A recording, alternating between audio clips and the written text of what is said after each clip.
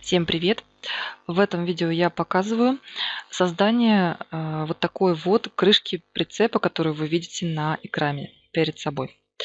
В принципе, способы, которыми я пользуюсь, инструменты, которыми я пользуюсь, они уже достаточно активно используются. И есть достаточно много роликов на эту тему, но я не нашла конкретно такого примера, как именно данная крышка прицепа. Поэтому я решила его показать.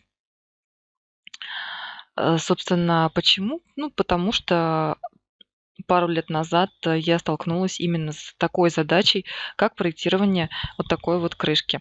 Такие крышки, кстати говоря, сейчас достаточно активно ездят по нашему городу, а может быть, даже и по всей стране.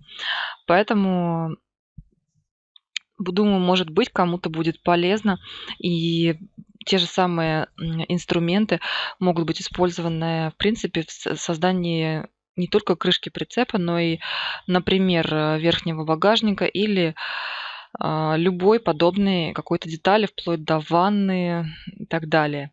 Да, дизайн может быть разный, я показала просто вариант.